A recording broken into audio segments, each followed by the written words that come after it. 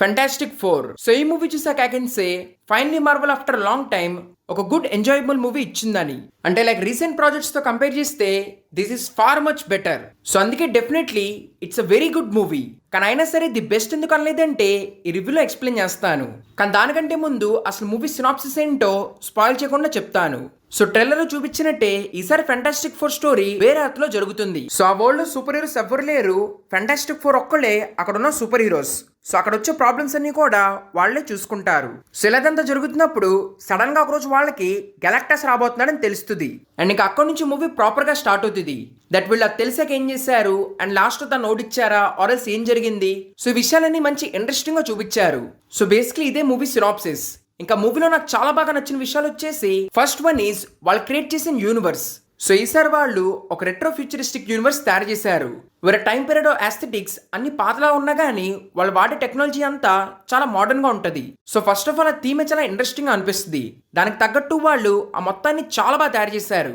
So దాని మూలాన mainly ఒక మార్వెల్ మూవీ అయినా కానీ చాలా ఫ్రెష్ ఫీలింగ్ క్రియేట్ అయింది. నాట్ ఓన్లీ బిల్డింగ్స్, వాళ్ళ కాస్ట్యూమ్స్, బ్యాక్గ్రౌండ్ మ్యూజిక్ అన్ని కూడా అలాగే డిజైన్ చేశారు. సో మూవీలో నాకు ఫస్ట్ ఎలిమెంట్ చాలా బాగా నచ్చింది.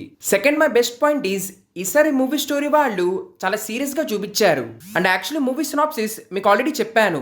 సో అది వింటేనే మీకు క్లియర్ గా అర్థమై ఉంటుంది. Movie story on paper it's very simple. కానీ ఈసారి వీళ్ళు చేసిన మంచి పని వచ్చేసి అలాంటి సింపుల్ స్టోరీని చాలా సీరియస్ గా చూపించారు. And actually previous Marvel movies లో ఇదే మిస్ అవుతుంది. లైక్ వాళ్ళ మూవీస్ ని వాళ్ళే పెద్దగా సీరియస్ గా తీసుకోరు, ఒక ఫన్ టోన్ తో పర్లేదన్నట్టు చెప్పేవాళ్ళు. కానీ ఈ మూవీలో అలా కాకుండా ఆ స్టేక్స్ అన్ని కూడా చాలా హైగా ఉంచి ఎమోషన్స్ అన్నింటిని కూడా చాలా బాగా డిజైన్ చేశారు. లైక్ రియలీ క్లైమాక్స్ లో ఒక చోట ఏంటి ఎంత పెద్ద స్టెప్ తీసుకున్నారని ఐ వాస్ జెన్యూన్లీ షాక్. కానీ ఆ వెంటనే అర్థమైంది విలన్ ప్లాట్ పాయింట్ యూజ్ చేస్తున్నారని.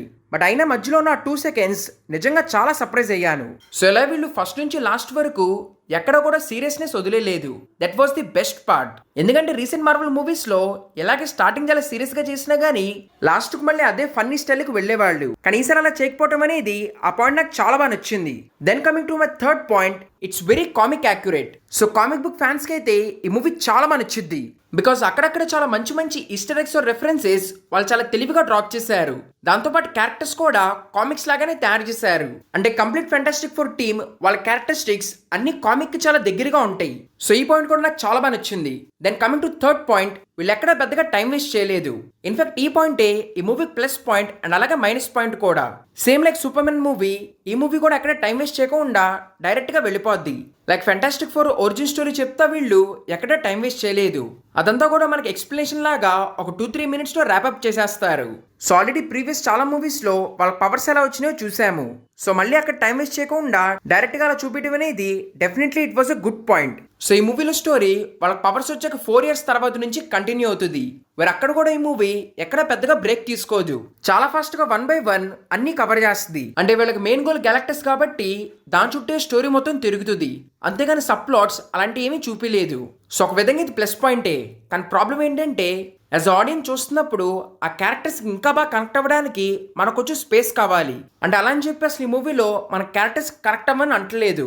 బికాజ్ అందరినీ చాలా బాగా కవర్ చేశారు. కానీ అయినా వాళ్ళతో ఇంకా ఎమోషనల్లీ కనెక్ట్ అవ్వడానికి ఇంకొన్ని సీన్స్ ఉంటే బాగుండేది అనిపించింది. అంటే యాక్చువల్ మూవీలో చాలా చోట్ల కటింగ్స్ అనేవి జరిగినాయి. వేరే అసలు మూవీ రన్ టైం 2 hours కంటే ఎక్కువ ఉంది. ఆ తర్వాత రివ్యూస్ అవి తీసుకున్న వాళ్ళు చాలా కటింగ్స్ అనేవి చేశారు. ఇన్ఫాక్ట్ ఒక క్యారెక్టర్ కంప్లీట్ ఆర్క్ ని వీళ్ళు మొత్తం తీసేశారు. సో అందుకే కొంచెం ఫాస్ట్ పేస్ అనిపించింది. సో ఇదొకటే బేసిక్లీ ఈ మూవీకి ఉన్న main drawback. Then coming to other things, like ఈ మూవీలో ఫెంటాస్టిక్ ఫోర్ టీమ్ ని బాగానే చూపించారు. మెయిన్లీ ఈసారి వీళ్ళు సూజన్ అండ్ జానీ మీద ఎక్కువ ఫోకస్ చేశారు. సో అది కూడా కొంచెం మంచి పాయింటే.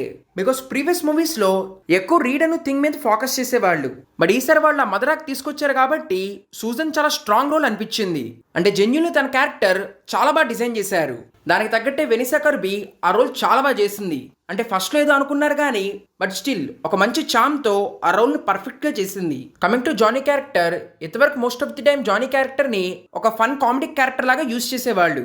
కానీ ఈసారి ఈ మూవీలో అలా కాకుండా he's also very intelligent and తన డెసిషన్స్ కూడా చాలా ఇంట్రెస్టింగ్ గా అనిపించినాయి. దెన్ కమింగ్ టు రీడ్, ఈసారి రీడ్ ని కామిక్ యాక్యురేట్ గా చూపించారు. ఒకవేళ మీరు ప్రీవియస్ మూవీస్ చూసుంటే దాంట్లో చాలా చిల్ ఒక టోనీ స్టార్క్ వైబ్ ఉండేది. కానీ సార్ రీడ్ని కూడా చాలా డిఫరెంట్ గా టెన్షన్ పడతా సీరియస్ గా తయారు చేశారు. సో వీళ్ళందరితో కంపేర్ చేస్తే థింగ్ ఆర్క్ అనేది కొంచెం తగ్గింది. తన ఎమోషన్స్ అనేవి అంతగా కంప్లీట్ గా చూపించలేదు. సో నాకు తెలిసి కొన్ని సీన్స్ కట్ చేశారని చెప్పా కదా, మేబీ దాంట్లో థింగ్ ఆర్క్ వెళ్ళిపోయి ఉంటుంది. సో అందుకే థింగ్ క్యారెక్టర్ ఇంట్రెస్టింగ్ గా ఉన్నా కానీ స్టిల్ తన ఆర్క్ అనేది it was bit incomplete. And mostly same with Galactus కూడా. అండ్ ఆ క్యారెక్టర్ని కూడా చాలా బాగా చూపించారు. In fact this is the first time మన గెలాక్టస్ స్క్రీన్ మీద చూపించడం అనేది. So first of all Galactus design కానీ అదంతా చాలా బాగా క్రియేట్ చేశారు. కానీ స్టిల్ గెలాక్టస్ క్యారెక్టర్ కి పెద్ద ఎమోషనల్ డెప్త్ ఇవ్వలేదు. లైక్ జస్ట్ తను వస్తున్నాడని చెప్పారు కానీ తను అసలు ఇదంతా ఎందుకు చేస్తున్నాడు, దాని బ్యాక్ స్టోరీ ఏంటి, అసలు తనెవరు, ఇలాంటి పెద్ద ఇంట్రెస్టింగ్ విషయాలు ఏం చెప్పలేదు. జస్ట్ తను ఒక పెద్ద థ్రెట్టెల్లే చూపించారు. సో కొంచెం తనతో కూడా చెప్పుంటే ఇంకా బాగుండేది. ఇంకా then coming to Marvel highlights అయిన కామెడీ అండ్ యాక్షన్. సో ఈ మూవీలో కామెడీని ఎక్కడ ఓవర్ యూజ్ చేయలేదు. చాలా మంచిగా సటల్ గా జోక్స్ అవి డైలాగ్స్ తో బాగా కన్వే చేశారు. ఇంకా ఆ తర్వాత యాక్షన్ విషయానికి వస్తే యాక్షన్ కూడా చాలా బాగుంది. మై ఫేవరెట్ వాజ్ ఆ స్పేస్ లో చూపించిన యాక్షన్ సీన్. బికాజ్ ఒక్క పాయింట్ లోనే చాలా విషయాలు జరుగుతూ ఉంటాయి. దానికి తగ్గట్టు యాక్షన్ అంతా జరుగుతున్న ప్లేస్ కూడా ఇట్ వాస్ వెరీ ఇంట్రెస్టింగ్. ఇంకా ఆ తర్వాత లాస్ట్ ఇది మరీ అంత సూపర్ అన్న కానీ అది కూడా పర్లేదు. బికాజ్ ఆ ఫైట్ లో అందరినీ కంప్లీట్ గా యూజ్ చేయలేదు. కానీ స్టిల్ ఓవరాల్ యాక్షన్ బానే ఉంది. ఇంకా దాని విఎఫ్ఎక్స్ విషయానికి వస్తే నాకు మరీ ఎక్కడ డిస్టర్బింగ్ గా అనిపించలేదు. అంటే నిన్న చూసిన మూవీ కంటే it's way 1000 times better.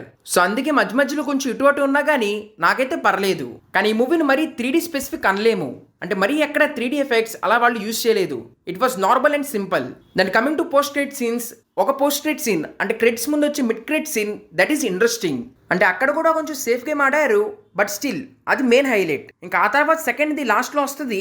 So అది పెద్దగా చూసినా చూడకపోయినా ఇట్స్ ఓకే. సో డెఫినెట్లీ రెండు కూడా నేను నా పోస్ట్ క్రెడిట్ సీన్ ఎక్స్ప్లెయిన్ వీడియోలో కంప్లీట్ గా ఎక్స్ప్లెయిన్ చేస్తాను. సో అందుకే ఆ వీడియో అప్లోడ్ చేయగానే మీకు తెలియాలంటే ఈ ఛానల్ సబ్స్క్రైబ్ చేసుకోండి. సో ఇంక overall guys Fantastic Four movie అయితే నాకు బాగానే అనిపించింది. అంటే త్రూ అవుట్ ది మూవీ బాగానే ఎంజాయ్ చేశాను.